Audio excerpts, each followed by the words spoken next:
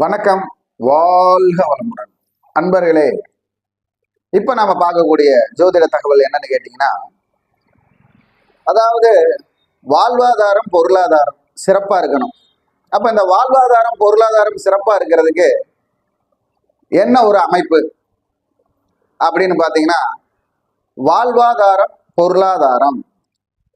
இந்த வாழ்வாதாரம் பொருளாதாரங்கிறது, நம்ம வாழ்வாதாரங்கிறது என்னன்னு கேட்டீங்கன்னா, நம்ம வாழ்க்கைய இயக்கிறதுக்கும் நம்ம வாழ்க்கையில பின்னாடி வாழ்வதற்கு உண்டான சேர்க்கை தான் வாழ்வாதாரம். பொருளாதாரங்கிறது அதுல தேவைப்படுற பொருளை வாங்கக்கூடியது. நிதி நிலைமையை உண்டாக்கி, நம்ம வாழ்வாதாரத்துல நிதி நிலைமையை உண்டாக்கி பொருளாதாரத்தை நம்ம செயல்படுத்தி திறன்பட வச்சுக்கிறது.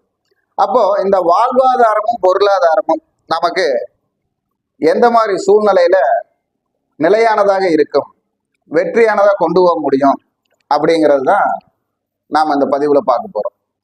அப்போ நீங்க இந்த பொருளாதாரம் அப்படிங்கிறது பொருள் பிளஸ் தாரம், வாழ்வாதாரம் வாழ்வு பிளஸ் தாரம். இந்த வாழ்வாதாரத்தை வச்சுதான் பொருளாதாரத்தை செயல்படுத்த முடியும்.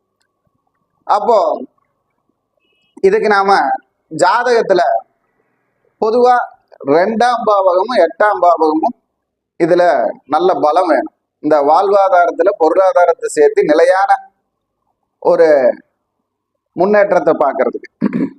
அப்போ ஒருவருடைய ஜாதகத்தில் 2ஆம் அதிபதியும் 8ஆம் அதிபதியும் சேர்ந்திருந்தா அவங்களுடைய வாழ்வாதாரம் எங்க ஸ்டார்ட் ஆகி பொருளாதாரம் எங்க ஜெயிக்குதுன்னு பாத்தீங்கன்னா, அவங்களுடைய வாழ்வாதாரம் ஸ்டார்ட் ஆகிறதே மனைவி வந்ததுக்கு அப்புறம் தான். ஏன்னா மனைவிங்கிறது தான் தாரம். அப்போ இந்த தாரங்கிற மனைவி வந்ததுக்கு அப்புறம் அந்த வாழ்வுங்கிற வாழ்வாதாரம் நமக்கு முன்னுக்கு வருது. அதான் இந்த 2ஆம் அதிபதி 8ஆம் அதிபதிக்கும் உள்ள முக்கியத்துவம். அதே மாதிரி அந்த தாரத்தை வைத்து பொருள் அப்படிங்கிற ஒவ்வொரு விஷயத்தையும் நம்ம வாங்கும் போதும் சேர்க்கும் பொழுதும் அங்க பொருளாதாரமும் நினைக்குது.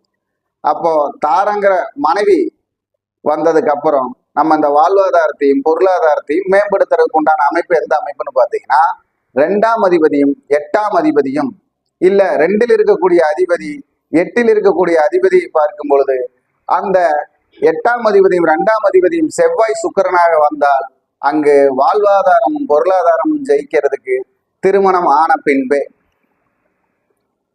அந்த இடத்துல ஒரு வெற்றி வேணும்னாலும் திருமணம் ஆன பின்புதான் நமக்கு வாழ்வாதாரமும் பொருளாதாரமும் வெற்றி பெறும்.